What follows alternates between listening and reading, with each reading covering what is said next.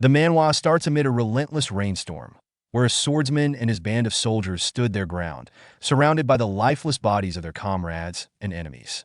The swordsman grew increasingly frustrated as the ruthless assailants, clad in dark attire and masks, relentlessly chipped away at their defenses. The cold-blooded killers launched another coordinated attack, their powerful momentum and exceptional blade skills swiftly dismantling the soldiers' formation. After dealing with the vanguard, the killers wasted no time shifting their attention to the swordsman, who was the leader of their group. Unfazed by the sight of his fallen comrades, the swordsman maintained unwavering focus on the enemy's blade. The young student displayed impressive creativity in his approach, strategically choosing the most effective way to defeat multiple enemies at once. His swift strikes left a trail of blood on the ground, showcasing his fierce determination. Despite their best efforts, the battle appeared to stretch on indefinitely. The swordsman embraced the challenge of making his last stand, undeterred by the overwhelming odds he faced. He expressed his anger towards the attackers, calling them heartless individuals. The swordsman had planned to engage in transactions with the area's influential military and economic leaders, but the circumstances had unexpectedly become perilous. They had made an agreement, only for him to be deceived, both literally and metaphorically. Regardless, the swordsman was determined to defend his master in the carriage, no matter what, even if it meant giving up his own life. The young leader inspired his remaining comrades, encouraging them to persevere with all their might, promising them that assistance was imminent. The culprit, on the other hand, had foreseen this turn of events and had arranged a malevolent surprise. The supposed reinforcement unit, intended to assist them in battle, had already been ruthlessly annihilated. The severed heads were collected as a somber reminder of the challenging situation faced by the main forces. The swordsman was left questioning the state of the world after witnessing the brutal annihilation of the cavalry by an incredibly powerful man.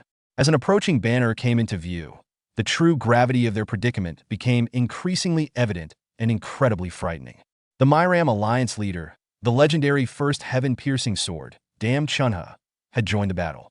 Upon observing the desolate battlefield, he couldn't help but recognize the impressive might of the Ice Pavilion, astonished by their resilience in withstanding the Myram Alliance. The swordsman, with a bold and rebellious spirit, grinned and fired back at the corrupt leader, confidently stating that his cockiness was only possible because the master of the Ice Pavilion was nowhere to be found. Filled with fury, the master assassins could not bear any form of disrespect towards their leader. Speaking out against their lord was considered a serious offense, resulting in severe consequences. Just as things were about to get worse, a figure emerged from the carriage. It was a woman, her face filled with a mix of fear and concern. She passionately urged everyone to take a momentary break, and the swordsman respectfully referred to her as Miss Wayan. She confidently assured him that she would be perfectly okay. Unexpectedly, the Crooked Lord also ordered his death squad to cease their actions, and they obediently followed his command. Amidst the chaotic battlefield, a young girl and a formidable elderly man faced off against each other. Miss Wayan attempted to initiate a conversation with the Lord, but he went on a rant, accusing her of being misled by monkeys and bringing shame to Dam Chunho's reputation. However, he recognized that errors are a part of life and can be pardoned. Underscoring his position as her father, he offered her a chance to go back to where she truly belonged. Miss Wayan asked if the remaining men of the Ice Pavilion would be spared if she agreed. Her father's stern gaze left no room for negotiation. Confronted with this situation, Miss Wayan found herself compelled to offer yet another apology to her demanding father. The leader of the Myram Alliance paused to absorb his daughter's reply before swiftly drawing his sword, its blade catching the moonlight. The swordsman, filled with a surge of creativity and resourcefulness, attempted to intervene in the face of the impending tragedy, but alas, his efforts were in vain. Without any hesitation, the determined individual sternly reprimanded their daughter for going against their wishes. As the swordsman sought vengeance, the lifeless form of Miss Wayan fell to the wet earth, leaving her father to mourn the loss of his beloved child. He said he lost her because of mindless orcs. With the matter resolved, he made a firm commitment to reclaim the essence of the Central Plains. It was the responsibility of his ruthless soldiers to handle the situation and tidy up the aftermath.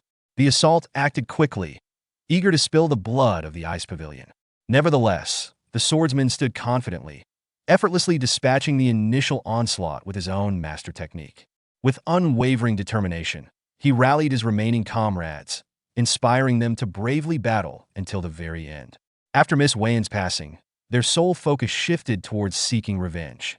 The sight of the once lively woman's distressing condition motivated them to confront the culprits with all their might. As Miss Wayan's consciousness faded, her only desire was to return. She had made a commitment to someone, but now it felt like an insurmountable challenge. Maybe in a different existence, she would have the opportunity to fulfill that pledge. In the Ice Pavilion, the leader of the pavilion, Northern Sea Palace Master Seol Mudok, sat on his throne, deep in thought as he tried to make sense of the reports he had received. The Ice Pavilion, along with Lord Bai Muyue, who was on a diplomatic mission to negotiate with the Martial Alliance, fell victim to a surprise attack by the Murim Alliance and suffered a devastating defeat. As the messenger repeated the report, Seol Mudok's composure finally broke. A powerful storm erupted from the throne, casting a brilliant light across the room. The messenger and his loyal aides stood in silence, witnessing their master's fury taking shape. Seol Mudok stood up from his throne, driven by a burning desire for revenge. With unwavering determination, he set his sights on the Murim Alliance, determined to eliminate every single member and ensure their complete eradication, no matter the cost. Backed by the formidable combat force of the Northern Sea Palace, the Central Plains were on the brink of witnessing an extraordinary demonstration of power. Years later, on a chill winter evening, the epic battle fought by the Northern Sea Palace reached its thrilling climax.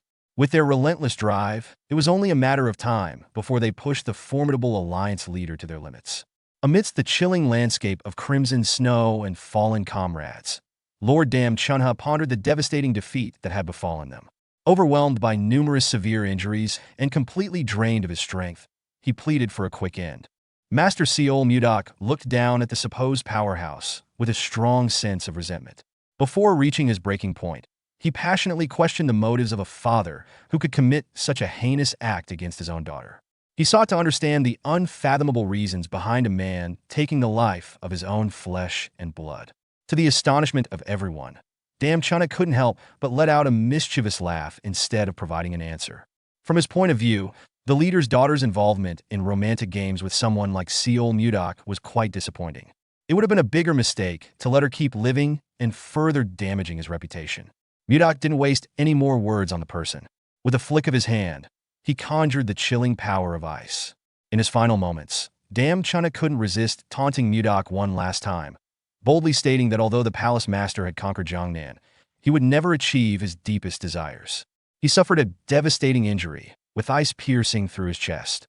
Despite his impressive achievements, Dam Chunha's overconfidence proved to be his undoing. As he faced his last moments, a montage of memories played out before him. He remembered the joy of carrying his young daughter on his shoulders, the times when his ambition consumed him and he neglected his role as a father, and the instances when he exerted too much control over Wayan's life. He recalled the evening she reached her breaking point and escaped from her ordinary life.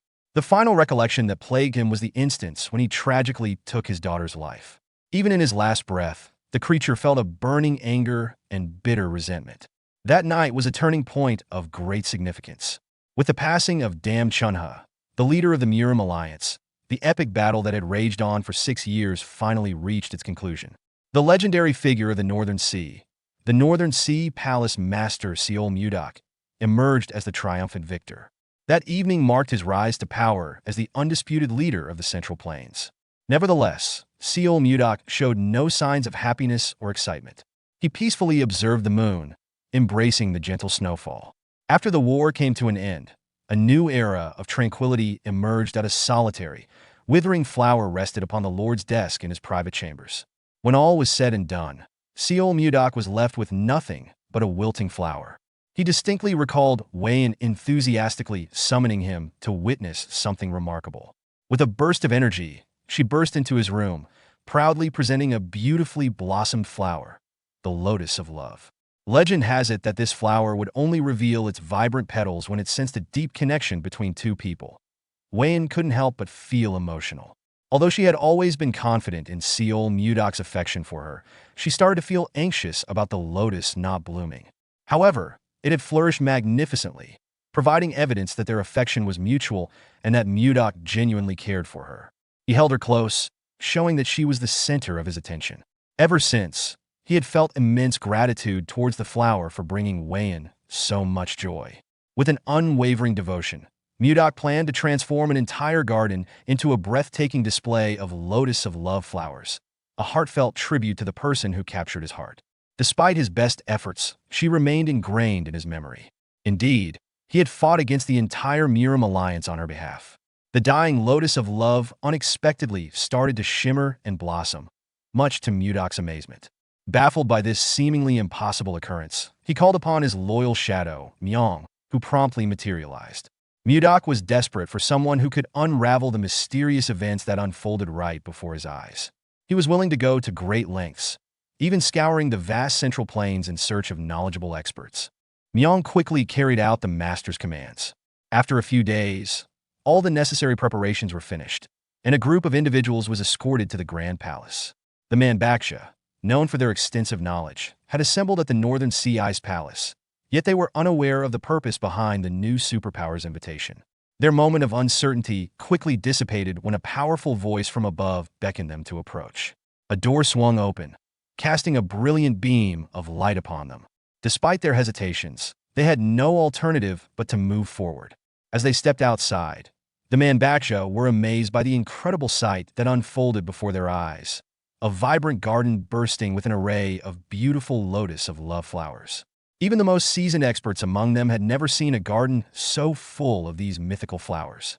Encountering one in a lifetime is a rare occurrence for most individuals. The stems were adorned with an exquisite symbol of love, as if delicately crafted by divine hands, leaving no room for doubt that they were truly the Lotus of Love. The Manhwa were in awe of the impressive cultivation of an uncommon flower in such large quantities. One of the Manhwa asked the others if they liked the flowers, and in their excitement, they almost forgot to inquire about the man's identity.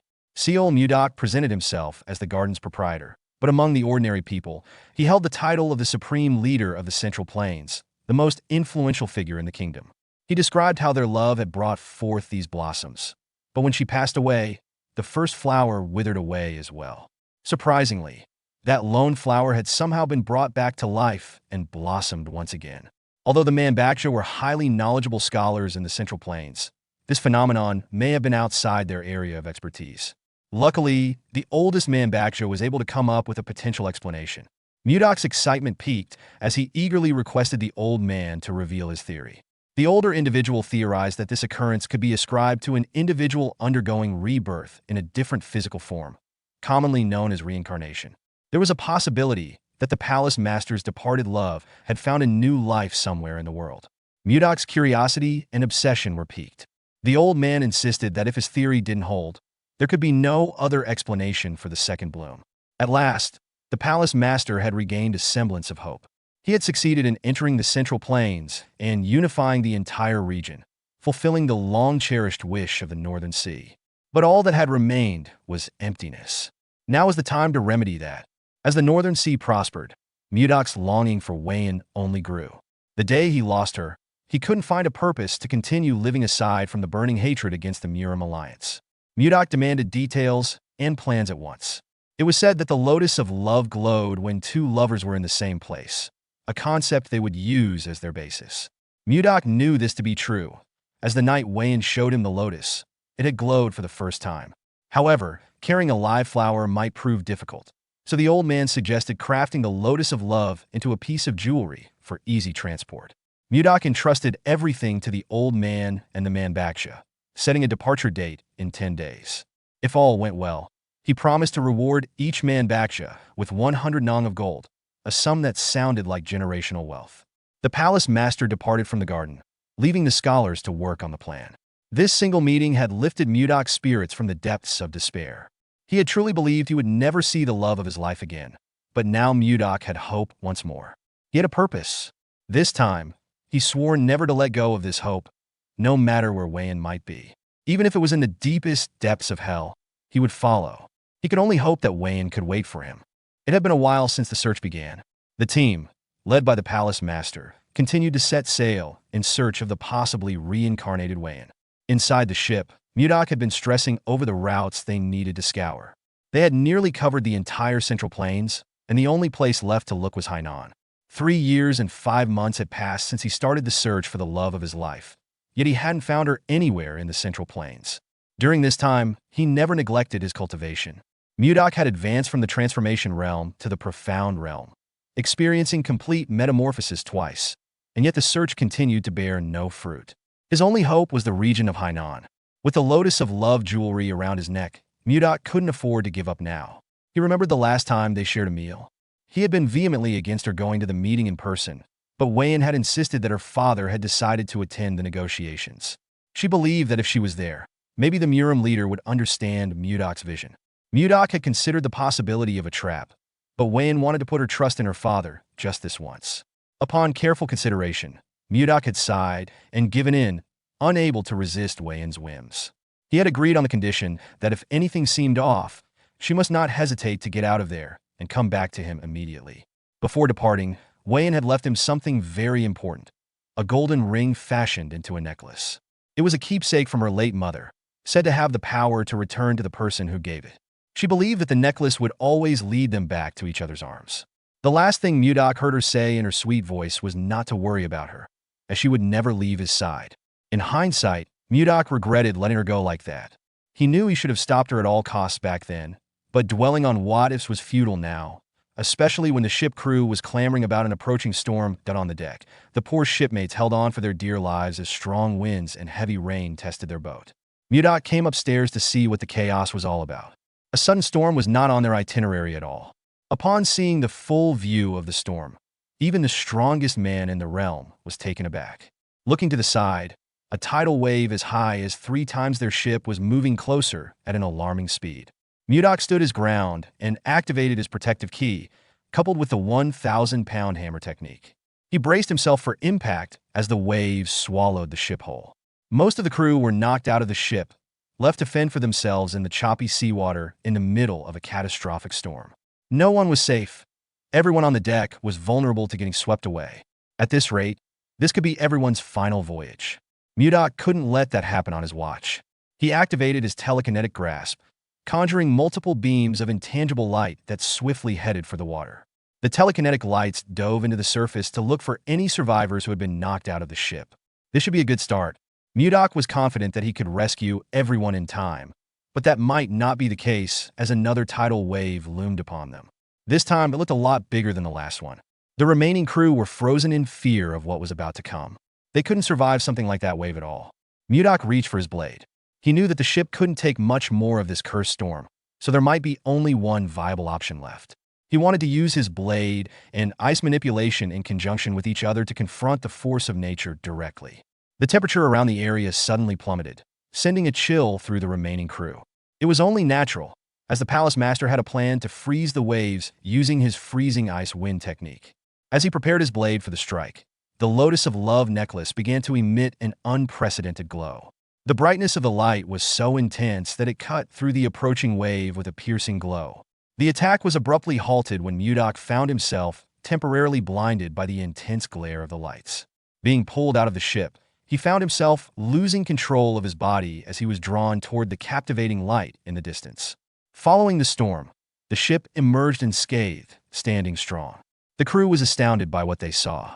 The light was unlike anything they had ever seen before. As the gloomy skies dissipated, a breathtaking tropical paradise unfolded before their eyes, with a stretch of land within reach. As for the Palace Master himself, it seemed that he had also managed to survive the peculiar storm, but when he finally opened his eyes, he appeared to be in a state of utter exhaustion and disarray. As he surveyed his surroundings, he noticed an assortment of luggage and boxes filled with supplies scattered about. He found himself confined within a cramped carriage. How did they even end up in this situation?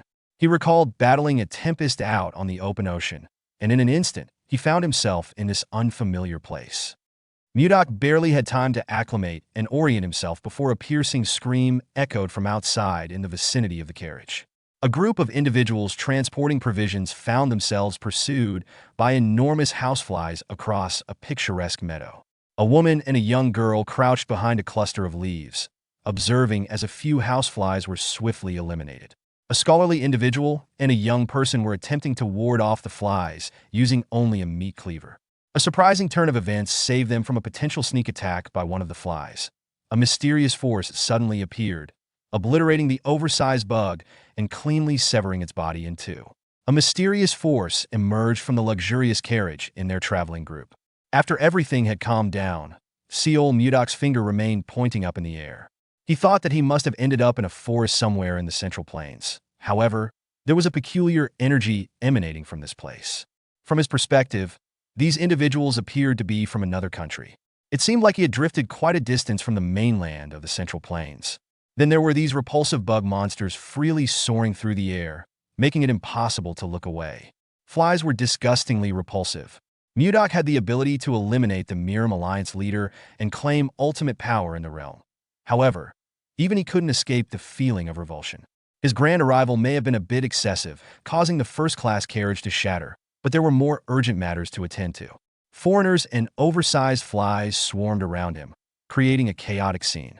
What on earth was going on with his Central Plains? Mudok's lightning-fast reflexes foiled the fly's attempt to catch him off guard with its sudden burst of speed. In a display of ingenuity, he swiftly unleashed a powerful spell, freezing the bothersome fly within a solid shard of ice. Without even glancing back, the method used was rather harsh, causing the frozen crystal to collapse and shatter the fly's body into tiny fragments of ice shards. Mudok despised the audacity of a wild creature daring to harm humans simply due to its slightly larger size. To him, this was an unimaginable transgression. These sky flies needed to learn their boundaries. Seol Mudok unleashed his creativity and went all out, taking on these insects with a burst of energy. His incredible speed and unmatched skill with a blade set him apart from the rest. His method effortlessly preserved numerous creatures simultaneously through the process of freeze-drying. After gracefully wielding his blade, a mesmerizing ice sculpture of flies materialized before their eyes. Finally, he showcased the grand finale of his magnificent white ice palm, a breathtaking display of ice and snow that resembled a dazzling fireworks show. This should be more than sufficient effort for those insignificant pests. The foreigners were amazed by the incredible abilities of this unique individual. It was truly unimaginable that someone could accomplish such a feat after resolving the issues with the bugs. Seol Mudok shifted his attention to the visitors from another country. A senior gentleman approached him, appearing to introduce himself in a courteous manner, but due to the language barrier, it was challenging to comprehend his words. The elderly gentleman graciously expressed his gratitude to Seol Mudok for successfully eliminating the creatures that had assaulted the caravan. Seol Mudok couldn't comprehend the unfamiliar language that the elderly gentleman was using, yet he couldn't help but feel a deep sense of appreciation. He expressed his regret as he struggled to understand the foreigner's words. He attempted to inquire if there was anyone proficient in the language of the Central Plains, but it became evident that no one possessed that skill. To solve this, the elderly gentleman asked for something from the tall, intellectual guy. Mudok persisted in his attempts to communicate with them, but unfortunately, his efforts were met with no success. The elderly gentleman yearned to express his thoughts, yet he found himself unable to even make a single gesture. Handing Mudok the ring in his palm seemed like the most direct approach. As the palace master pondered the purpose of the ring, the old man suddenly emitted a vibrant, radiant glow. With a spark of imagination, he delicately cradled the ring in his hand, infusing it with a spell that would unlock its hidden meanings. To complete the spell, the elderly gentleman struck a pose reminiscent of a magical girl. It was quite an unsettling experience. To say the least, even Mudok would definitely agree with me on this one. Now, he considered the old man to be quite eccentric. The wise elder cleared his throat, and suddenly he spoke a language that Mudok could fully comprehend. I was captivated. The old man had become fluent in the language of the Central Plains thanks to the ring he possessed. Now that they were able to communicate, the elderly gentleman introduced himself again, this time as Edmund Roll, the esteemed leader of the Roll Merchant Association. He wanted to express his appreciation to Mudok for rescuing their modest merchant association. He was curious about the name of their savior and wanted to ask this incredible mystical warrior. Curious and imaginative, Mudok was intrigued by the concept of a magic swordsman and willingly shared his name. Edmund was completely taken aback by the surprising news. Can you believe this person doesn't even know what a magic swordsman is? Mudok is a true master of combining swordsmanship and magic, embodying the essence of a magic swordsman. It's pretty clear my friend Mudok was completely clueless about the concept of magic. Now, Edmund was feeling extremely overwhelmed. This mysterious individual with silver hair had just demonstrated a mesmerizing display of ice manipulation in front of a captivated audience. However, to everyone's surprise, he professed to have no knowledge of the mystical arts. It's quite intriguing, the palace master thought. He despised being left with unanswered questions. Seol Mudok was growing increasingly frustrated as Edmund struggled to articulate these fundamental ideas. If it weren't for Mudok approaching him with ice magic in hand, demanding answers, he might have stood there pondering indefinitely. Edmund was certain that the person they were dealing with was completely insane. The elderly gentleman entered the room since this Mudok individual was unaware. They would simply explain in straightforward language before becoming extremely upset and going on an intense rampage. Ultimately, Edmund had no choice but to provide an explanation for this unfamiliar notion of magic. They chatted until the sun set. Only then did Mudok feel a sense of fulfillment from the new knowledge he acquired. The palace master could never have fathomed the existence of magic in this region of the Central Plains. The world was incredibly expansive. Edmund couldn't help but notice the constant chatter about the Central Plains, even though he had no clue about its location or significance. When he inquired, Mudok felt a slight sense of offense. Why would this elderly gentleman inquire about the location of the Central Plains when we are already standing right on top of it? Mudok inquired. The elderly gentleman seemed to have misplaced his current whereabouts. He was simply inquiring because it seemed quite remarkable to be unaware of the Central Plains while residing in the very heart of it. Edmund dismissed this as nonsense, but he still held great respect for the formidable swordsman with extraordinary powers. He excitedly described their current location as a forest on the way to the capital of Drake Kingdom, Barhan. The determined lord was firmly committed to his beliefs. He confidently stated that he had never heard anyone refer to the Central Plains as Drake or whatever. He even claimed that Edmund was losing his mental faculties. Nevertheless, Edmund remained composed and maintained that he was merely 50 years old, with plenty of time before any decline in mental abilities. Instead, he was concerned about Mudok, as he persistently claimed they were in the Central Plains after being rescued. If we are unable to reach a definite conclusion, we could simply inquire with the individual who has been observing us from behind the nearby tree. Edmund was taken aback by Leo's unexpected eavesdropping on their conversation. Mudok asked the young man if they were in the Central Plains or Drake. When Leo did not respond immediately, Mudok gave the kid a stern look. Edmund made it clear that Leo might struggle to comprehend his words, but he assured Mudok that he would provide him with a translation ring. With a simple gesture and a powerful incantation, the world of communication would be unlocked before him. Despite the imprudence of entrusting a valuable artifact to an eccentric individual, Edmund refused to tolerate being dismissed as a feeble-minded elderly person, knowing full well that he was in the right. Mudok followed Edmund's instructions, and the ring quickly began to shine with a radiant light. Astonishingly, an array of intricate symbols in various languages swiftly formed into the accessory, leaving the palace master utterly amazed. After the lights dimmed, the true impact of the ring became apparent. He had developed an exceptional ability to comprehend and interpret unfamiliar languages. This was an incredibly innovative display of magic. Now that he could converse with the foreigners, he inquired about the child's name, and Leo introduced himself shyly. The next question was whether the land they were standing on was the Central Plains, or the kingdom that Edmund was talking about. Leo responded to the question by posing another question. What exactly were the Central Plains? Leo confirmed that they were in a forest on the path to Barhan, the capital of Drake Kingdom. Mudok adamantly rejected that response and accused the child of experiencing cognitive decline. The old man was convinced that Edmund and the child were plotting against him, but he firmly believed that no matter who Mudok asked from the Merchant Association, they would all give the same response. Based on Edmund's passionate reply, it appeared that he was being genuine. It turned out that this wasn't the Central Plains, as Mudok had initially believed. As he pondered the situation, he couldn't help but find the circumstances that brought him here rather peculiar. Recalling a fierce battle with a tempest while aboard the ship, an event unfolded. As he blinked his eyes open, he found himself confined within a small carriage. Wasn't the straightforward explanation for all this nonsense simple? Was it possible that he was transported to a different location? Master Seol Mudok was deeply perplexed and taken aback by the sudden realization that he had somehow traversed through space. Accepting the reality of his current location on Drake Kingdom soil instead of the Central Plains proved to be quite a challenge. Adding to the already dire situation, a sharp twinge of discomfort surged through his chest. It was a short-lived experience, but it brought a unique kind of discomfort he had never felt before. Mudok tried his best to hide this strange feeling he felt in his dantian just now while Edmund, the businessman, came over to ask if he was starting to believe now. He reckoned that this energy, which was different from anything he had ever experienced, might have caused the sharp internal pain. Well, whatever it was that was lingering in the atmosphere and agitating his core, one thing was for sure: something was not right in this place. Mudok stood up and took off without saying another word to the caravan. They tried to ask him what was up, but he did not reply and just walked off with a grim expression. He needed to check something for himself. He scoured the woods while trying to attune to the energy in nature, and this confirmed that everything felt different from what he was used to.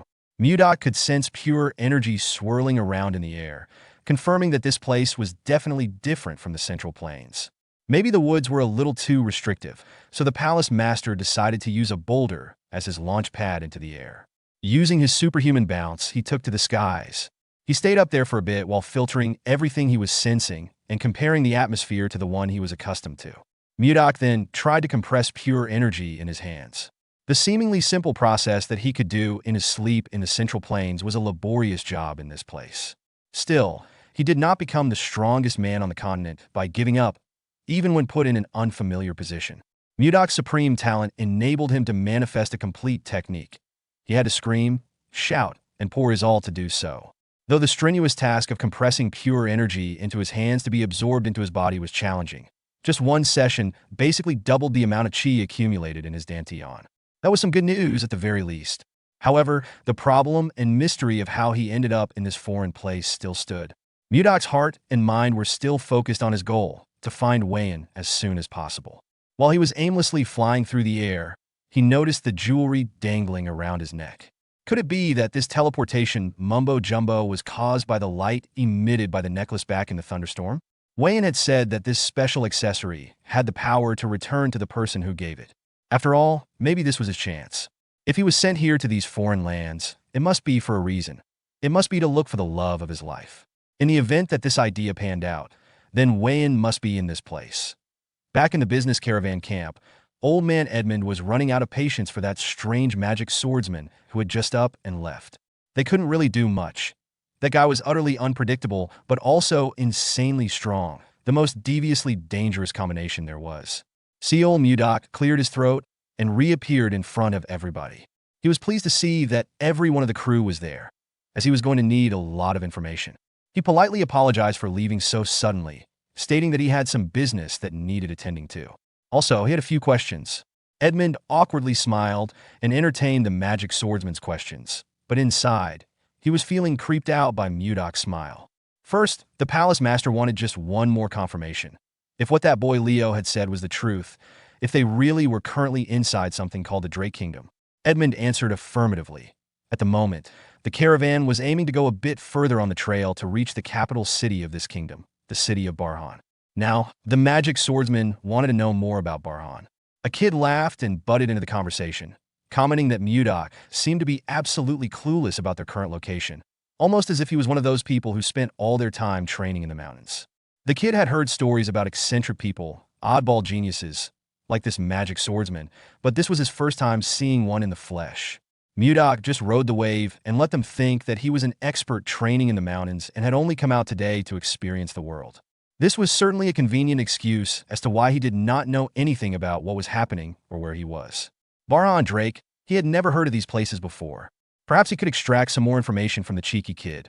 Seeing that some of them had different colored eyes, Mudok assumed that this must be a land of the Western barbarians he had only heard about.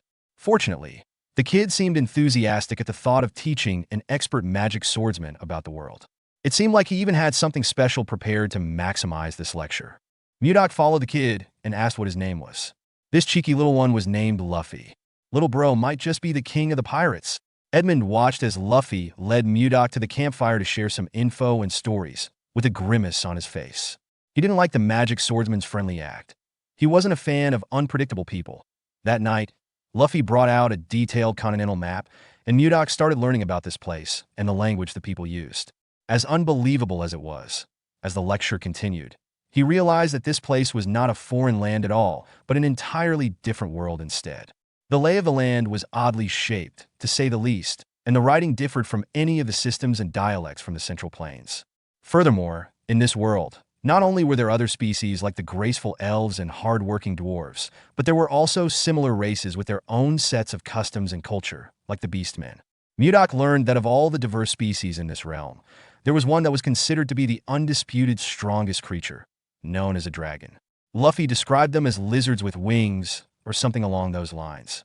Then there was something called warp magic and magic circles. These ones might be related to the reason why he was transported to a different realm in the first place. According to the kid, warp magic could only be used by fifth circle mages and above. They would draw a round magic circle on the ground and chant their spells. Then one could instantaneously travel to wherever one wished. The better the mage's ability was, the further one could warp. The inexplicable sorceries in this place might be the toughest pill for the palace master to swallow. If there were untapped powers in this world that he had never encountered before, then what other amazing things could this new world hold? In a contemplative state of mind, Mudok looked up to the skies and noticed something he had not seen before. Up in the starry night sky were not one, not two, but three whole moons lighting up the evening among the clouds.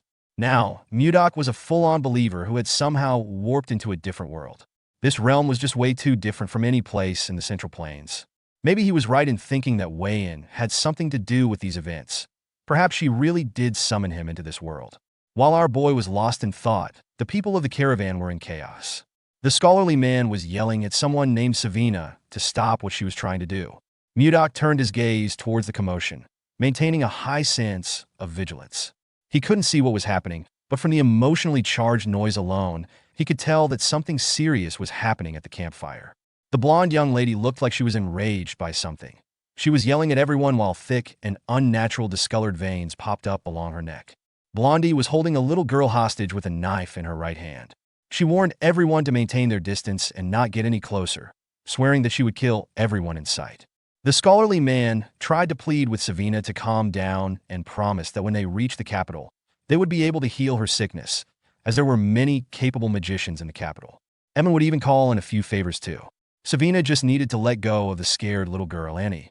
Savina didn't buy a word that the scholarly Charles was saying. She wasn't a fool. Even if they reached the capital on time, healers were rare. If they managed to find one, the astronomical cost of their services would be impossible to afford. There was an assassin bug's egg lodged deep in her heart, and it could hatch into a larvae at any moment, killing her. No one could deal with this problem. Charles wanted to refute what she was saying, but Savina was right. It was highly likely that she would helplessly die soon when the egg hatched into a larvae. It wouldn't just tear her apart. The same would also happen to Annie, who was exposed to the eggs at the same time. She was in the fight earlier. Savina thought that the only humane way to go was to die before the disgusting hatching began, while they were still in one piece and lucid. But the mysterious magic swordsman might have a few words to say to the young lady. Now that Mudok had a rough idea of the overarching situation, he reached his hand out while it emanated the essence of frost. No one saw him move. They just heard his voice, and suddenly Savina's dagger aimed at the child's neck was now in his hand. Mudok offered to treat her. In exchange, Savina was scared, confused, and paralyzed. Mudok just instructed her to come and sit down for a minute, as the treatment must be done soon. Edmund interjected, asking if Sir Magic Swordsman was also well-versed in the art of healing magic. Mudok admitted that he was wholly unfamiliar with the concept of magic, as he only knew a few healing techniques passed down from where he was originally from. When Mudok told Edmund and Charles to calm down for now, they felt a huge weight lifted from their shoulders. The old man came up to him and started begging for the children to be saved. He didn't have much to give as payment, but he would gladly repay the magic swordsman with all his heart. That just creeped Mudok out. He was already going to heal the kids without all the weird offerings old man Edmund proposed. He announced that he would begin the treatment, so everyone should step back a little bit. Edmund led his people to follow the magic swordsman's instructions to back off while Mudok walked closer to his patients. He assured Savina and Annie that there was no need to be so tense, as the treatment wouldn't take long to finish. All the girls had to do was close their eyes, relax, and believe in the expert's technique. Mudok started manipulating their internal energy, which seemed to cause minimal discomfort. The bug's eggs should be near their hearts, so the focus of this operation was quite sensitive. Using just his palm and his ability to sense inner energy, Mudok tried to locate the bug eggs diligently. Upon sensing some suspicious foreign material inside the girls' hearts, he stopped and his eyes widened. He had finally found it, the root cause of what made Savina act all crazy. Their hearts were under a lot of stress while the bug eggs rapidly maturing. In a tense atmosphere, everyone watches as Mudok prepares to treat Savina and Annie, who are suffering from the effects of bug eggs lodged in their hearts. Fortunately, the eggs have not yet hatched. Mudok contemplates whether he can control his energy to burn the eggs without harming the girls' hearts. As he concentrates, his hand begins to shine, and he channels his powers into their bodies. When his energy reaches inside their hearts, both girls start to glow and pant heavily from the strain of the treatment. After a moment, Mudok stands up and confidently declares that the procedure is complete. The girls are astonished, questioning if he is serious. Mudok explains that he has destroyed all the bug eggs, allowing them to rest easy now. Edmund and the others express their amazement at Mudok's abilities. Edmund approaches Mudok to confirm that both Annie and Savina are indeed fine. Leo, curious about the outcome, asks if it is all over now. Mudok reassures them, stating that there will be no side effects from the procedure. Savina expresses her gratitude, calling him a savior, and everyone bows in appreciation. As admiration for Mudok grows, especially from Luffy, he steps onto a nearby cliff and sits down under a tree. Feeling the weight of the day, he touches his necklace, feeling a deeper longing for Wayne. He gazes up at the 3 moons in the sky, wishing for a reunion. The next morning, carriages make their way toward the kingdom, with Edmund leading the exhausted group. He complains about the scorching weather. Luffy offers him some water, to which Mudok gratefully responds. Observing the water's warm temperature, Mudok decides to cool it down by releasing a bit of cold energy. After some effort, he manages to make the water colder and drinks it eagerly. Luffy comments on the intense heat of the day and checks in on Mudok, asking if he's doing all right. Mudok replies that he's managing, saying it's better than before. Luffy then notices a strange sound coming from his water bottle. Mudok, with a playful gesture, touches Luffy's face with the bottle, surprising him by revealing that it's cold. Astonished, Luffy asks why the bottle is so cold. Mudok advises him to drink it, and Luffy begins to gulp down the chilled water. As the cold liquid runs down his throat, Luffy wonders if it's like drinking ice, feeling a refreshing splash of cold throughout his body. Mudok, smiling, asks if the water is refreshing. Luffy, delighted by the experience, asks if Mudok could also freeze his own water bottle, his eyes sparkling with excitement. Mudok, having appreciated Luffy's help earlier, agrees to his request. He uses his powers to chill Luffy's bottle and, after a short while, announces that it's done. Luffy becomes overjoyed, while Mudok, still smiling, gazes at his reaction. However, Mudok's expression changes abruptly as he notices everyone else around them holding out their water bottles. Realizing that they too want their water bottles frozen, they begin pleading with him to do the same. Mudok, though slightly amused by the situation, decides to grant their wish. After using his powers again, everyone is seen joyfully sipping cold water from their bottles, all with sparkles in their eyes. Mudok smirks, thinking to himself that while it wasn't difficult to grant their requests, this might open the door to further demands. At this point, Edmund taps Charles on the shoulder, asking what's going on. Charles turns around to find Edmund behind him, who is also confused and asks someone to explain the situation. Luffy informs Edmund that the magic swordsman Mudok made him some ice water, and the others saw it too. Surprised, Edmund asks what ice water Luffy is referring to. Sweating profusely from the heat, Edmund hurries over to Mudok, who notices his condition and asks what's wrong. Without hesitation, Edmund sits in front of him, takes out his own water bottle, and requests some ice water as well. Mudok, a bit puzzled, agrees and tells Edmund to pass him the bottle. As Mudok cools the water, he reflects that staying with the caravan to learn more about this place could be beneficial, especially now that he has solved the language barrier. Offering ice water seems like a simple enough task. After a moment, Edmund starts gulping the chilled water, thanking Mudok. But soon, Edmund begins to feel something strange and questions Mudok on how he created the ice. Mudok, confused by the inquiry, asks if something is wrong. Edmund, with a serious face and sparkles in his eyes, responds with enthusiasm, stating that the ice is absolutely perfect. He explains that he has tried all the ice available on the continent, but none compare to the quality of this ice, which he finds truly extraordinary. Mudok is perplexed, asking how the ice could taste different, as he simply froze the water. Edmund clarifies that when mages create ice using the cold attribute of mana, impurities from the mana often get mixed into the ice, affecting its taste. Each mage has a unique mana signature, so creating pure ice is rare and difficult. However, the ice Mudok created was exceptionally pure, which is why it tasted so good. Realizing this, Mudok now understands why everyone reacted so enthusiastically to something as simple as ice. He almost feels pity for them, but, in a good mood, decides to make more ice for the group. As he prepares to activate his powers again, Edmund interrupts him, raising his hand toward the sky. Curious, Mudok asks what's going on. Edmund then tells him that he has a proposal for him. A few days later, Charles directs the others to hold something tightly and bring it to the back of the store. Mudok, using his power, freezes water in buckets, turning it into ice, much to the applause of everyone around. They commend him for his ability, calling him Sir Magic Swordsman. As he hears someone shouting to move faster, Mudok becomes curious and asks Edmund what's going on. Edmund reveals that he plans to revive his merchant association by selling the ice Mudok creates. Mudok reflects on this, realizing that Edmund's praise for the ice and his insistence on him being a mage were all part of a hidden agenda. He recalls Edmund mentioning that the arrogant Fourth Circle mages produce poor-quality ice, which opens a niche market for high-quality ice like Mudok's.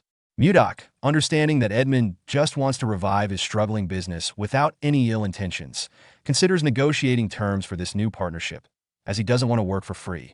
Mudok proposes a 70-30 profit split, with 70% going to him for making the ice and 30% to Edmund for selling it. Edmund is surprised and asks for clarification. Mudok explains that since he's the one creating the ice, he should get the larger share. Edmund thinks about it and, recognizing that the ice will sell well, doesn't find the offer bad. However, he tries to negotiate further, pointing out that selling the ice will require wagons, workers to transport it, and mages to prevent it from melting, which adds to the upfront costs. Mudok, smiling, agrees to adjust the profit split to 60-40. Edmund, taken aback by Mudok's quick agreement, accepts the offer and suggests drafting a contract. Mudok reflects that he agreed to the negotiation because it seems like a good opportunity to learn more about the world, but the business quickly booms beyond expectations. Suddenly, Charles bursts into the room, panting and urgently calling for Sir Edmund. He tells him that he needs to come outside immediately. Domak and Edmund become curious after seeing Charles, wondering what is going on outside the store. They notice a large crowd gathered, shouting and demanding some ice, claiming they know the ice candy is from the store. One of the men introduces himself as Arnold from Narrow City, stating he came to do business with the Roll Merchant Association. Edmund tries to calm the crowd, instructing everyone to form a line, but they don't seem to listen. Suddenly, a voice echoes, calling for silence, and everyone quiets down. A girl wonders if the voice is in her head. Edmund looks back and remarks, Sir Magic Swordsman. Mudok arrives and requests that everyone remain quiet in the store. His eyes glow, and he warns that if it gets noisy again, everyone will be put out without exception. The crowd, startled, flinches and responds, yes. Edmund explains to the crowd that their merchant association only sells in bulk. If they came to purchase a small amount, he apologizes, but they will have to leave. They might sell smaller quantities in the future, but it's not possible right now. The crowd becomes worried, with one girl questioning if they came all this way for nothing. A man pleads for just a small amount, but Mudok stares at them, terrifying the crowd into leaving, muttering about their wasted trip. Mudok smiles and remarks, off they go. Edmund then addresses the remaining people, asking them to line up. A man introduces himself as being from the Meiji Merchant Association. Another introduces himself as Benjamin Butler of the Count Slave family, and another from the Arista family. Edmund is pleased, reflecting on their good fortune. The Meiji Merchant Association is one of the top 10 on the continent, and they now have the kingdom's prestigious Count Slave family and other noble families involved. Edmund knew they could make a lot of money, but he hadn't expected to be this lucky. He realizes that all this success is thanks to Sir Magic Swordsman. Without him, the Merchant Association wouldn't have had this opportunity to revive itself.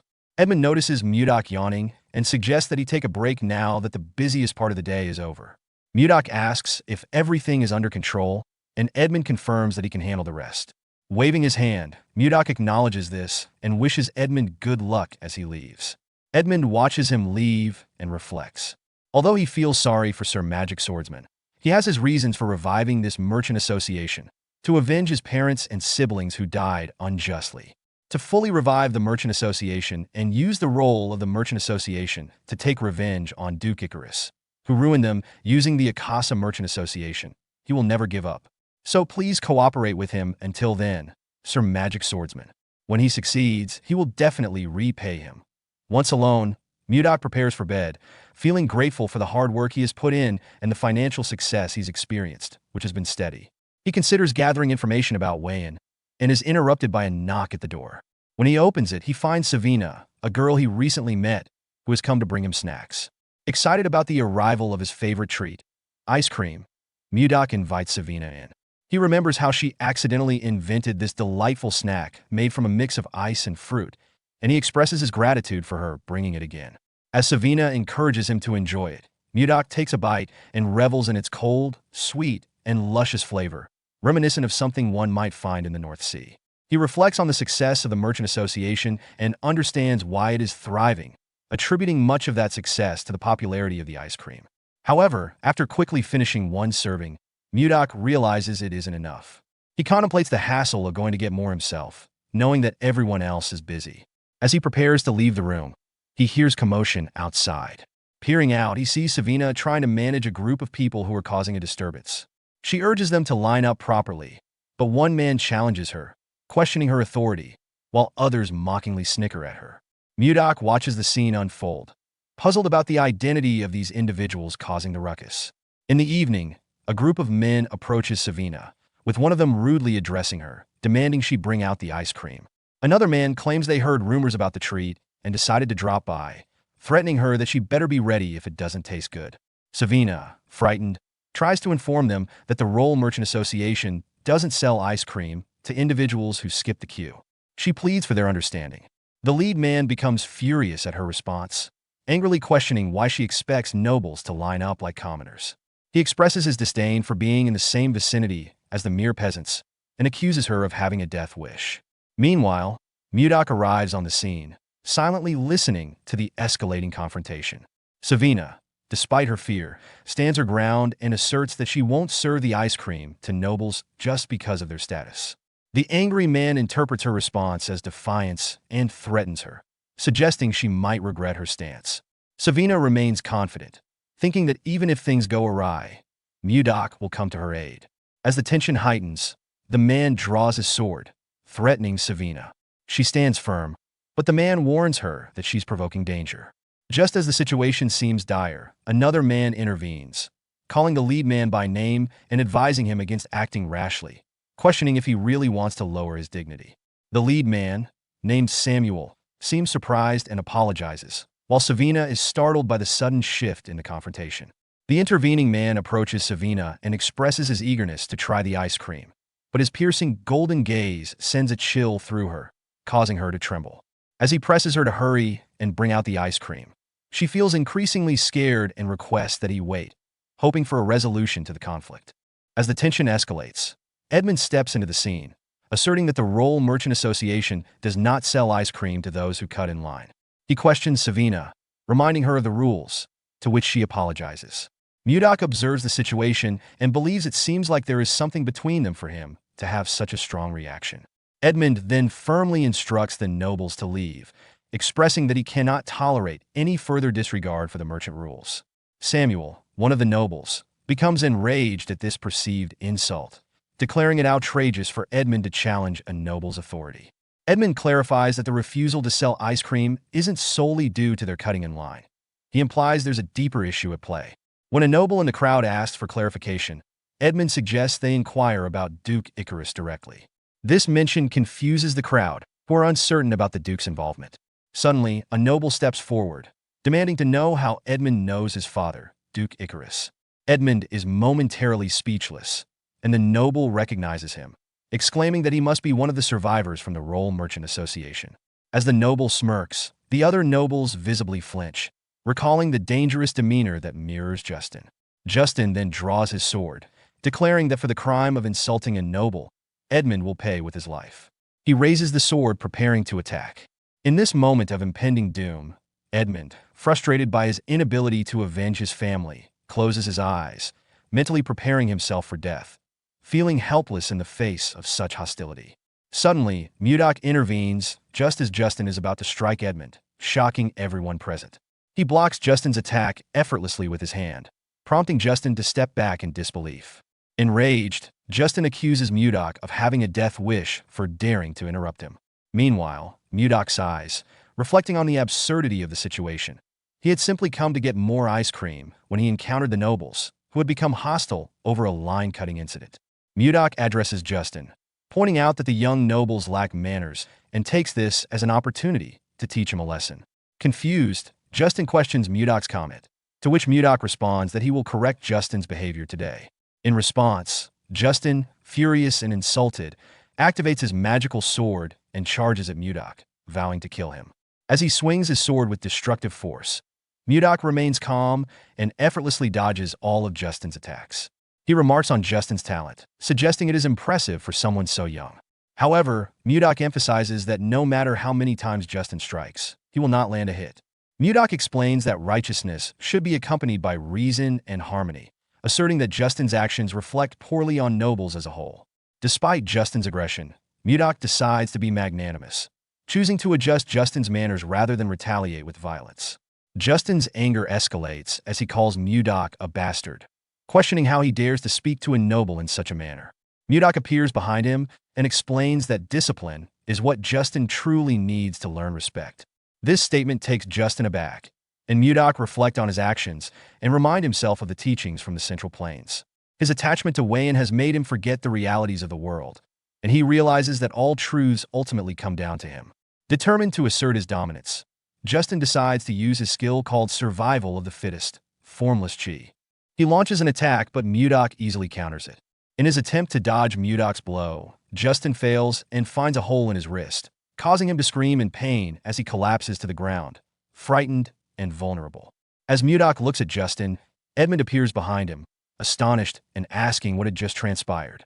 The other nobles watch in terror as Mudok approaches, warning him to stop, claiming they will cut him down if he comes any closer. Undeterred, Mudok continues toward them and asks Justin why he insists on getting up when he could have remained down. The sight of Justin standing up surprises everyone, and Mudok finds it amusing that Justin is putting on such a show of bravery. Mudok activates his powers, stating that if this is how Justin wants to play, he will demonstrate how long Justin can endure. The fight turns brutal, and Justin suffers severe beatings, leaving the other nobles in terror as they witness his deteriorating state. One of the nobles rushes to Justin's side, asking if he is okay and urging him to snap out of it. As he looks around at the rest of the Justin body, he becomes shocked and confused, believes this is impossible. Charles watches the confrontation with a look of confusion, sensing the escalating tension between Mudok and Justin. Mudok contemplates that although he is only using the strength of a first-rate martial artist, Justin seems weaker than he anticipated. He debates whether to stop, realizing he doesn't have a complete understanding of this place and should avoid killing indiscriminately. He begins to walk toward Justin, who, filled with anger, demands to know who Mudok thinks he is, insisting he knows his identity as Justin Von Icarus, and how dare Mudok treat him with such disrespect. As Justin screams in fury, Mudok, recognizing Justin's tenacity, but questioning whether he should simply kill Justin. He reflects that doing so would make him no better than those he despises. Meanwhile, other nobles rally around Justin, angrily shouting at Mudok, warning him that he cannot get away with disrespecting nobility. They demand answers, their voices laced with outrage. Instead of responding, Mudok notices a stick lying on the ground. He decides to use his telekinesis skill to grab it. This action leaves the nobles bewildered as they exchange confused glances. One noble, realizing what has just happened, asks about Mudok's abilities, while another mentions that he is a magic swordsman. Mudok then used his sword energy skill, exuding confidence as he steps closer to Justin. In response, Justin warns him not to approach, but Mudok's determination does not waver. He activates his sword chi while sporting a hysterical smile, sending shivers of fear through the onlookers. Mudok raises the stick triumphantly, taunting the nobles and declaring that they should come at him. He likens the stick to a club, saying it's the best remedy for their behavior. With a maniacal laugh, he begins to swing the stick, attacking the nobles, who scream in terror as they attempt to escape his wrath. The scene transitions to night, where the nobles are left in a state of disarray and injury, a testament to Mudok's overwhelming strength. Amidst the chaos, Justin, bruised and battered, admits that he was wrong and pleads for Mudok to stop. Another noble echoes his sentiments, acknowledging their mistakes. Samuel, visibly shaken, requests Mudok's forgiveness, assuring him that they won't repeat their offenses. However, Mudok places his stick to the ground, teasingly claiming he cannot hear what they are saying as the nobles shiver in fear. Frustrated, Justin's anger simmers beneath the surface, and he vows to take revenge, imagining taking Mudok's head and trampling on it. In a louder voice, he again asserts that he was wrong and promises never to make the same mistake again. Mudok smirks, knowing that a good beating is often the best lesson, regardless of where one is. He warns them to be careful moving forward, solidifying his authority. Edmund and Charles, witnessing the entire ordeal, are filled with gratitude and relief, their eyes brimming with tears as they thank Mudok for his intervention. The next morning at the castle, a meeting is convened, with Count Slave leading the discussion. He informs the assembly that they recently received a report from an informant positioned within the Serbia kingdom. King Tomalova III prompts him to elaborate, and Count Slave details the situation in the northern region of Blackstone, which all kingdoms have successfully reclaimed. He adds that the Heathen Kingdom is making efforts to develop land beyond the Sahara Desert. Duke Sergio von Icarus expresses skepticism about the feasibility of this plan, pointing out the dangers posed by monsters that inhabit the Sahara. Count Slave acknowledges the risks, but suspects that a figure named Anios may have mitigated those dangers. This revelation surprises the king, prompting Count Crash to sweat nervously as he questions the reliability of this information. Count Slave confirms its validity. Baron Arista interjects, asking for clarification about who Anios is. The king recalls hearing that Anios, one of the 10 swordsmen of the continent, has rejected numerous monetary offers and instead roams the continent without allegiance to any faction. Count Crash speculates whether Anios might have fallen in love, which leaves Count Slave momentarily speechless before admitting that this seems to be the case.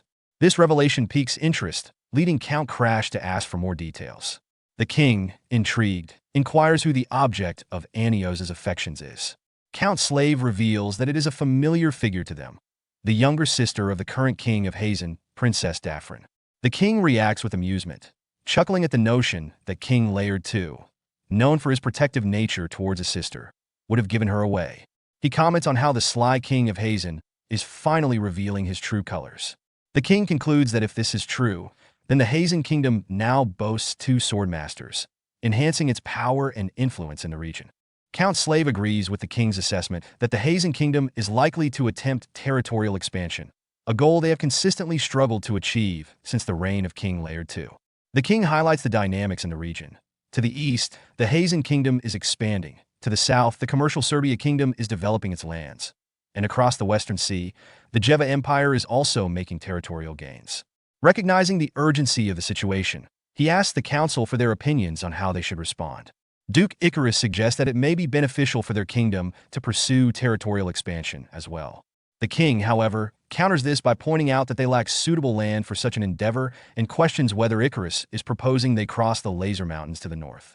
The duke confirms this, arguing that they have no other viable options. This suggestion surprises the other nobles present, as the king expresses doubt about the feasibility of expanding northward. He explains that even if they manage to succeed in this endeavor, the northern area is largely covered in ice, which would render their efforts ineffective. The king concludes that moving northward would likely lead to their displacement in the ongoing power struggle, causing the nobles to hesitate. The king announces that a delegation will soon be sent to the north to address the issue of territorial expansion. He then decides to conclude the meeting, suggesting they reconvene at a later date. As the council disperses, Duke Icarus grows suspicious of the king, sensing that he and Count Slave may be concealing important information. He watches them leave the hall, contemplating their potential hidden motives. At night in the king's study, the king and Count Slave, one of his trusted retainers, are engaged in a private conversation. The king begins by asking if Count Slave has made any mistakes lately, which the count denies. The king, seemingly aware of the politics surrounding his court, suggests that the Duke Icarus, which has a reputation for treachery, may be behind recent issues, as he has a history of banishing his opponents to the north over the past decade. Despite Count Slave taking the blame for these problems, the king reassures him by emphasizing that he is the only retainer the king can truly trust. Then Count Slave humbly accepting the king's praise. The conversation then shifts to a lighter topic as the king mentions rumors of ice being sold in the capital and asks Count Slave about it.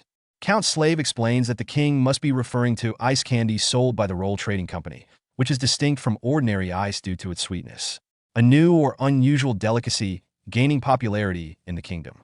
In this scene, the king continues his conversation with Count Slave, asking how late the Roll Trading Company remains open. Count Slave informs the king that the company operates until quite late, and he begins to think that the king is interested in trying the ice candy. Understanding the king's desire, Count Slave suggests they could visit the company during a secret outing. The king is impressed by Count Slave's ability to anticipate his wishes, remarking that Count Slave knows him well. Count Slave humbly acknowledges that it is his duty as the king's aide to understand his desires. The king, intrigued, asks when this secret outing is planned, signaling his interest in the adventure. The scene then transitions to the Roll Trading Company, where Savina, Annie, Luffy, and Leo gather with a magic swordsman, Mudok, to make a request. They ask Mudok to teach them magic, interrupting him as he eats ice cream. Surprised, Mudok questions their sudden request. Savina, acting as the spokesperson, apologizes for their unexpected visit and acknowledges the difficulty of learning magic, but insists that they must learn it. Annie supports Savina's plea, explaining that if the trading company were to face danger again, like it did in the past, it could lead to disaster. Annie promises to train hard, demonstrating their desperation to acquire magical skills to protect the company. Mudok, however, clarifies that while their determination is admirable, he is not a magician and does not know magic. Luffy recalls that Mudok had previously mentioned something similar to martial arts, prompting Mudok to explain that what he uses is called the Ice White Divine Palm, a form of martial arts rather than magic. When Leo suggests that they could learn martial arts instead, Mudok is taken aback.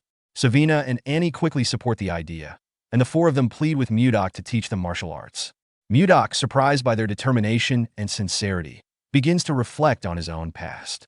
He recalls a moment from his childhood when he, too, begged someone with silvery white hair to teach him martial arts, much like the children are now doing with him. In the present, Mudok is conflicted. He knows that his primary focus should be finding Warian, and he is aware that teaching the secret martial arts of the Northern Sea is against the rules. However, he is moved by the children's resolve and their desire to protect others. He recognizes that these children have been helping him, even though they know very little about him or his past. In this new world, he begins to reconsider the strict rules he once followed. As Mudok reflects on the children's request to learn martial arts, Savina approaches him again, pleading for his help. Moved by their sincerity but unsure of what to do, Mudok tells them to return the next day for an answer. The children, thrilled at the possibility, misinterpret his words as a commitment to teach them. Luffy excitedly asks if Mudok is really going to train them, while Leo expresses deep gratitude, even vowing to remember Mudok's kindness in death. Mudok tries to clarify, but the kids are already too excited and leave the room, eagerly talking about their future martial arts abilities. As they close the door and bid him goodnight, Mudok is left to contemplate how the situation spiraled so quickly. He humorously wonders if he had been as eager and persistent at their age, reflecting on how difficult it must have been for his own master. Suddenly, his thoughts are interrupted by the sound of metal clashing in the distance, indicating trouble nearby. He realizes there is no time for rest. Meanwhile, in a nearby forest, Count Slave is embroiled in a deadly ambush. After killing one of his attackers, who was in hoodie, he struggles to catch his breath. As he contemplates whether he can survive until reinforcements arrive, he bitterly thinks about how the ambush occurred just when they were on their way to eat ice candy. His thoughts are interrupted by the sensation of hot wind behind him.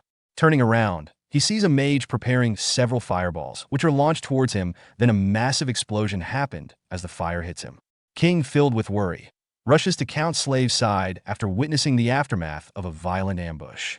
Concerned, the king asks if Count Slave is all right, noticing that his arm is bleeding. Count Slave reassures the king that he's fine, but apologizes for any perceived rudeness, as the situation demands swift action. The king, understanding the urgency, tells him not to worry about formalities. In the midst of the chaos, Count Slave assesses the situation, realizing that he had overlooked the presence of a mage among the attackers due to their similar attire. Quickly regaining control, he rallies his soldiers, shouting for them to stay composed and reorganize their formation to protect the king. The soldiers respond, forming a defensive line around the king. Meanwhile, the leader of the attackers, Morian, orders his men to press the assault with the intent to kill everyone, sparing no lives. The attackers respond with bloodthirsty determination, eager to claim the heads of the nobles.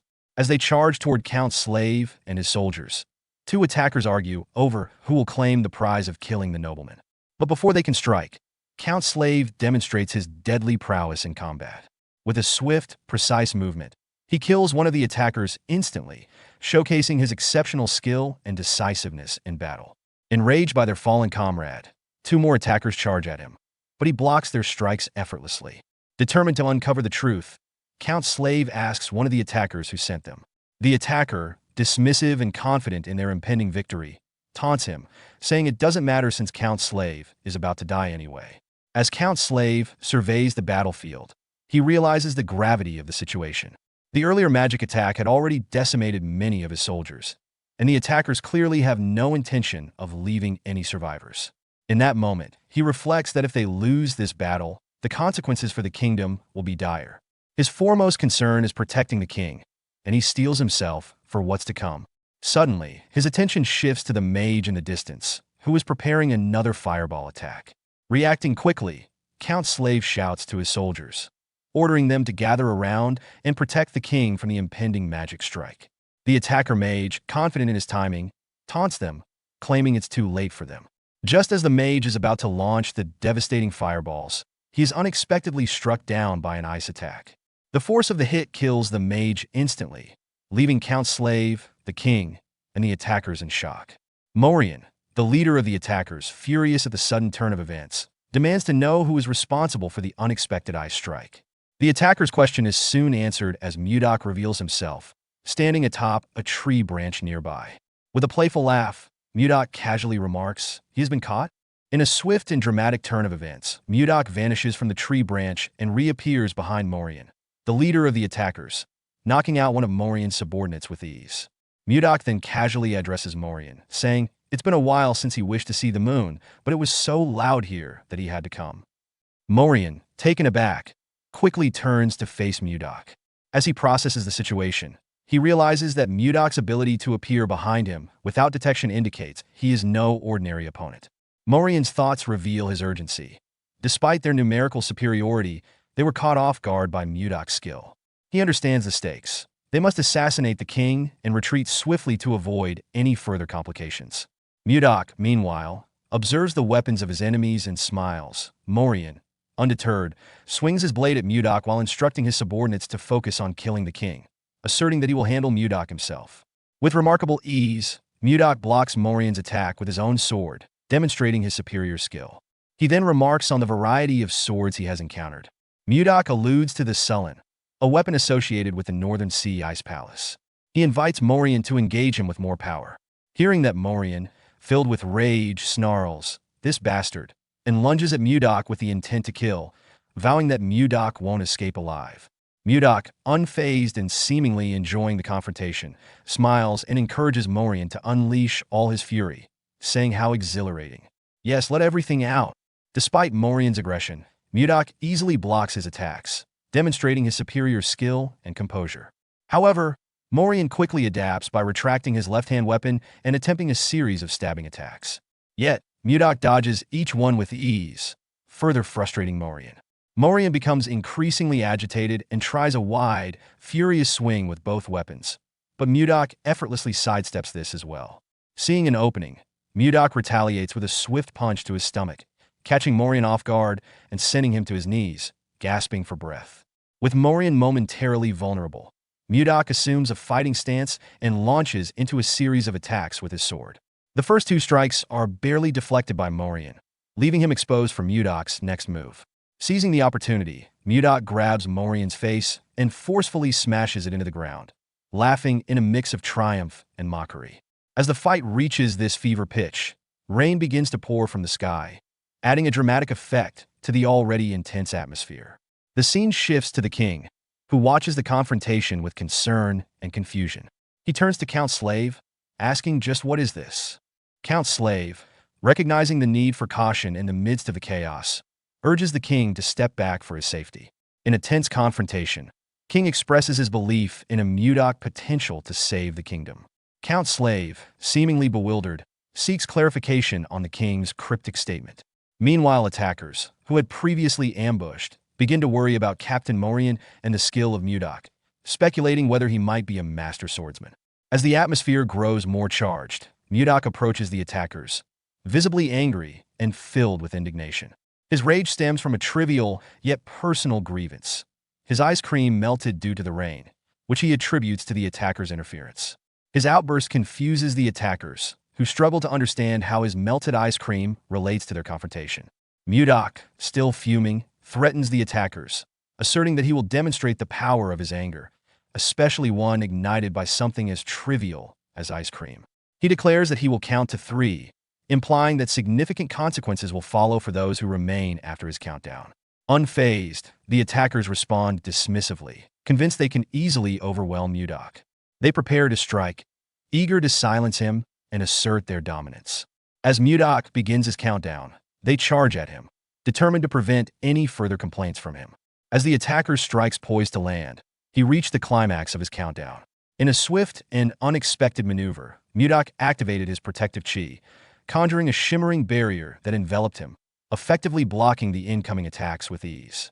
Seizing the moment, Mudok channeled his chi into his sword, channeling it into his weapon.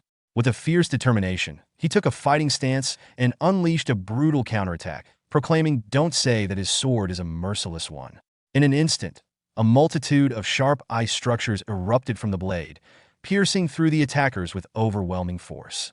Both Count Slave and the king watched in astonishment as Mudok demonstrated his formidable skills. The raw power of Mudok's attack left them stunned, as they realized the depth of his abilities. After delivering his vengeance, Mudok making a graceful leap away from the scene at an incredible speed, leaving the attackers' bodies lying on the ground.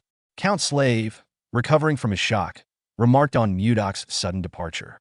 Meanwhile, the king's expression shifted to one of urgency as he acknowledged the necessity of securing Mudok's allegiance to him. Count Slave respectfully affirmed his loyalty by saying, "Your wish is my command, Your Majesty." Edmund learns that a group of children is studying magic. Initially surprised, he questions whether they are truly studying magic and whether the enigmatic swordsman, known for his magical prowess, is the one teaching them. The person he is speaking with confirms that it is indeed the swordsman instructing a select group of 4 children. Edmund finds this situation amusing, reflecting on the nature of magic and the challenges associated with learning it. He considers the rarity of those who successfully learn magic and contemplates the children's good fortune in being chosen by the swordsman. This leads him to speculate that perhaps the swordsman is overwhelmed with work, which is why he is only teaching a few students despite many others expressing a desire to learn. Feeling a sense of curiosity and excitement about the potential of these children, Edmund stands up and asks to be led to where the children are studying magic. He is optimistic that their collective progress could lead to greater achievements, suggesting that the day when they all rise to prominence may be closer than he had anticipated. Edmund approaches Mudok and initiates a conversation, thanking him for teaching magic to the children. Mudok, confused by Edmund's words, asks for clarification. Edmund cheerfully reveals that he knows about Sir Magic Swordsman teaching magic to their children and expresses deep gratitude, asking how he could possibly repay the favor. Mudok, suspecting that this was the matter the higher-ups had been discussing, remains silent. At that moment, Charles interrupts the conversation, informing Edmund that there is a guest for Sir Magic Swordsman. To everyone's surprise, the guest turns out to be the Chamberlain.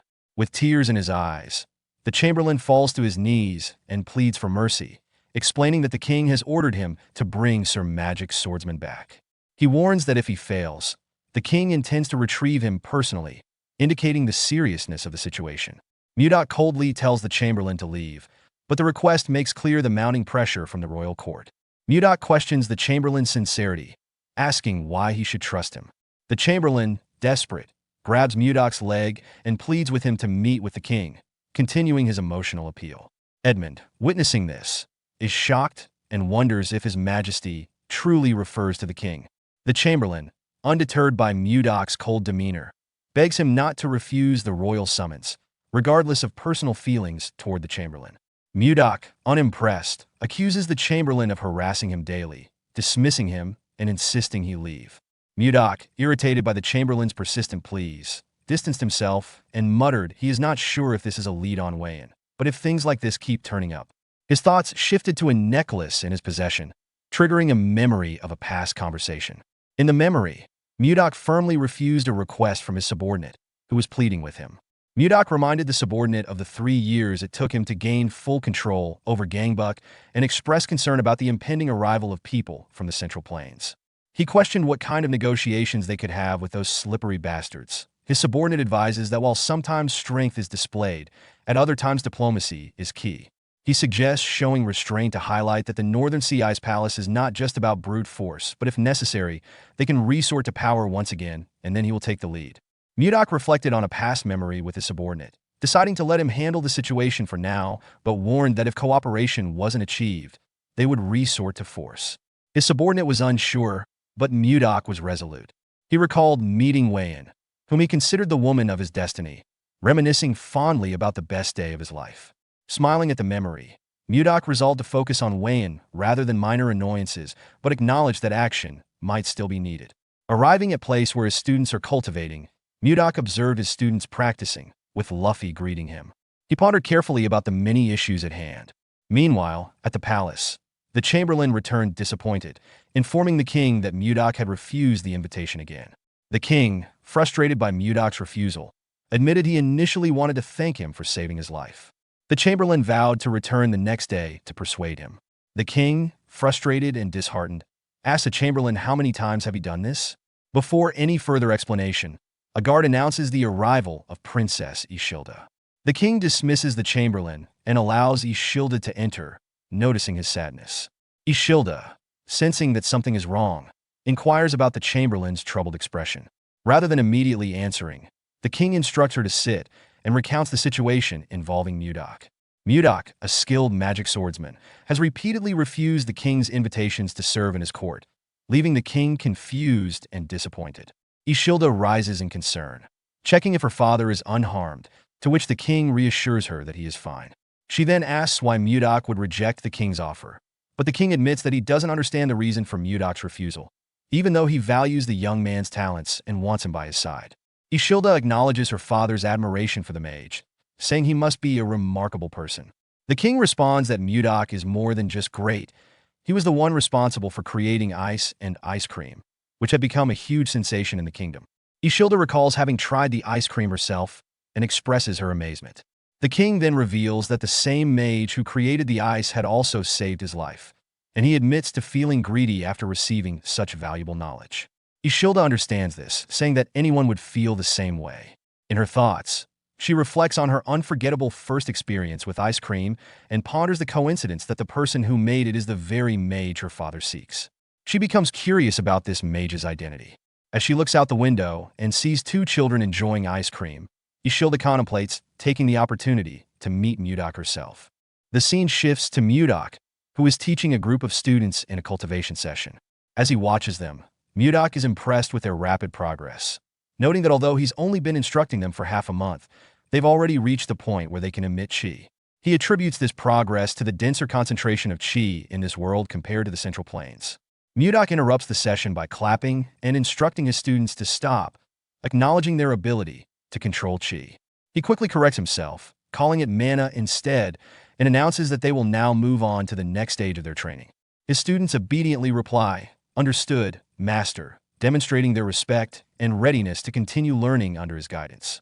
At that moment, the Chamberlain arrives, addressing Mudok as Sir Magic Swordsman. Mudok, exasperated by what seems like a recurring event, wonders to himself if time is repeating itself. With a heavy sigh, he braces for yet another disturbance. However, this time, the Chamberlain is accompanied by another figure, a person in a hooded cloak. Mudok is surprised to see the Chamberlain again, having expected that he would not return since he didn't show up that morning. He questions the Chamberlain about his return. Suddenly, he notices that his necklace is glowing brightly, prompting him to turn around, thinking that perhaps Wayan is nearby. At that moment, the cloaked figure accompanying the Chamberlain reveals herself by removing her hood. To Mudok's astonishment, it is Princess Ishilda, who greets him warmly and introduces herself as the Princess of the Drake Kingdom. Mudok instantly recognizes her, thinking he found her, that's her. The scene then transitions to the Roll Trading Company house, where Ishilda expresses her knowledge of Mudok's heroic deeds, specifically that he saved her father's life. Mudok humbly replies that it kind of just happened, which Ishilda interprets as somewhat rude and ungracious. Despite this, she finds the situation amusing and laughs, revealing her light-hearted demeanor. She continues by mentioning that her father has invited Mudok to the palace to express his gratitude for his actions and questions why he declined the invitation. Before Mudok can respond, he is confronted by Ishilda, who expresses her frustration about his consistent refusals to accept an invitation. Mudok recognizes her not just by her words, but also by her angry demeanor, confirming her identity as Wayan. Ishilda interrupted Mudok's thoughts, prompting him to ask when he should go. Ishilda informed Mudok that she had come to invite him. When Mudok inquired about the timing for his visit to the palace, she suggested that tomorrow at around 11 in the morning would be suitable. As she spoke, she felt that there was more to the situation than met the eye, reflecting internally that this couldn't be everything. Mudok accepted the invitation, confirming he would see her then. Ishilda concluded the conversation by saying she would leave now. Mudok reflects on the implications of visiting the palace. He is excited about the opportunity to see Ishilda again, but is also acutely aware of the social gap between them. As the king's daughter, Ishilda occupies a position of the highest status in the kingdom, leading Mudok to ponder the challenges of bridging that divide. He fantasizes about the possibility of getting closer to her, and even considers the idea of marrying her. Reflecting on a past incident, Mudok realizes the importance of careful planning to avoid repeating mistakes. He decides that he will need Edmund's assistance in executing his plans. When he shares his intentions with Edmund, the news leaves Edmund in shock. Trembling, Edmund can hardly believe what he has just heard. Mudok's declaration, his intention to marry Princess Ishilda, elicits an immediate, incredulous reaction from Edmund, who questions Mudok's sanity. In response, Mudok adopts a serious demeanor, asking for Edmund's reasoning behind his negative opinion. Sighing, he expresses a willingness to listen. Edmund explains the gravity of the situation, emphasizing that Princess Ishilda is the only child of the late Queen Swan, making her the sole legitimate heir to the throne. He stresses the social and political implications of Mudok's aspirations, pointing out that Mudok, as a foreigner with no noble status, knightly title, or recognized rank, has no realistic chance of marrying her. According to Edmund, a suitor for the princess would typically need to be a prince from another realm or a noble from a distinguished family, and they would also need to possess good looks. In light of this, Mudok responds with determination. He suggests that if he can elevate his own status or gain significant prestige, it would bolster his chances of successfully marrying Ishilda. Edmund acknowledges that if Mudok can achieve something significant, it might improve his chances of marrying Princess Ishilda. Energized by the prospect, Mudok stands up and enthusiastically declares his intent to give it a try. However, Edmund interrupts, reminding Mudok of the essential rules of etiquette that he must adhere to while in the palace. Realizing Mudok is unaware of these protocols, Edmund begins gathering books from his bookshelf, intending to educate him on proper palace etiquette. He reflects on the potential consequences of Mudok's ignorance, recognizing that any incident caused by a lack of understanding could negatively impact their own business dealings. To prevent this, Edmund commits to thoroughly teaching Mudok. However, Mudok, observing Edmund's fervor, wonders why he seems so excited about the task at hand, but ultimately accepts the need for guidance, responding that he understands and will rely on Edmund's expertise. That night, their preparations begin in earnest as Edmund instructs Mudok on maintaining proper posture, emphasizing the importance of appearance and behavior. Seol Mudok endures a lengthy lecture, focusing on the nuances of palace life. The following day, Mudok dons an expensive outfit, signaling his readiness to embark on his journey. With a sense of determination and optimism, he stated that it was time to leave. Mudok arrives at the king's palace for a long-anticipated meeting. When he enters, he respectfully bows and greets the king, who chuckles and welcomes him inside. Although Mudok expected the meeting to be private, he's surprised to find many people present.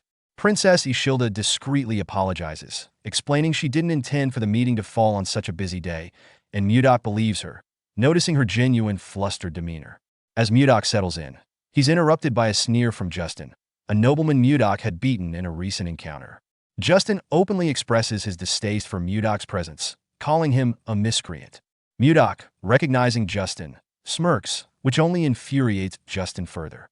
Just as Justin prepares to hurl an insult, his father, Duke Sergio von Icarus, intervenes, reprimanding him and reminding him not to embarrass himself in front of the king. Reluctantly, Justin complies, though it's clear he's still seething. The king observes this interaction and comments to Count Slave that Justin seems to have been through quite a lot recently, a sentiment Count Slave agrees with. The king then turns his attention to Mudok, asking why he finally accepted the royal invitation after so many refusals, expressing his disappointment at Mudok's previous delays. Mudok explains his reasons, citing the overwhelming workload at the Roll Merchant Association. Due to a labor shortage, He has been under intense pressure to produce ice, his primary task. Despite his best efforts, the constant influx of orders depletes the ice he produces almost immediately. His intention had been to complete his work before meeting the king, but each day's demands prevented him from doing so, causing the repeated delays until today. Mudok, having explained his delayed arrival due to work demands, is met with understanding from the king, who acknowledges how busy he must be given the popularity of ice and ice cream sales. Appreciating the king's open-minded response, Mudok silently compares him favorably to his previous father-in-law, Dam Chunhak, seeing the king as almost celestial by comparison. Curious about Mudok's identity, the king asks for his name, to which Mudok replies that he is known only by the title Magic Swordsman. The king, finding the title insufficient for ongoing use, expresses mild frustration over not having a more proper address for Mudok. Observing the exchange, Princess Ishilda suggests that the king could bestow a title upon Mudok as a reward for saving his life. Duke Icarus supports her idea, reminding the court that Mudok's bravery is worthy of recognition.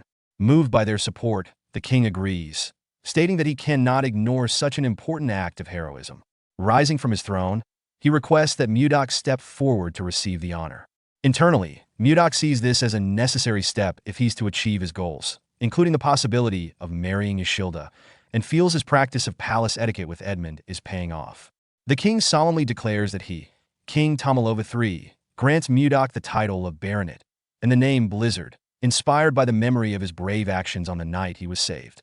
Mudok reflects on the significance of the title, noting that Blizzard translates to snowstorm in the kingdom's language. The king finalizes the honor by affirming that Mudok's title and name will be passed down through future generations, solidifying Mudok's new status in the kingdom as Baronet Blizzard. After receiving the title of Baronet Blizzard, Mudok rises, and the king expresses heartfelt gratitude, acknowledging that he owes his life to Mudok. Mudok, smiling, assures the king he'd make the same choice again if needed. Duke Icarus seizes this moment to propose an additional reward, suggesting that Mudok be granted lands fitting his new title. The king hesitates, pointing out that it's unprecedented to give land to a baronet, as this might provoke opposition. But Duke Icarus insists no one would challenge the king's authority and implies he'd personally address any resistance. The king looks to his other advisors, Baron Arista and Count Crash, who, intimidated by Duke Icarus's stern gaze, reluctantly agree. Reassured, the king asks if there are any lands suitable for Mudok, to which Duke Icarus proposes the northern icy region previously discussed in council meetings. The king grows uneasy at this suggestion, sensing the challenging conditions of the remote northern territories.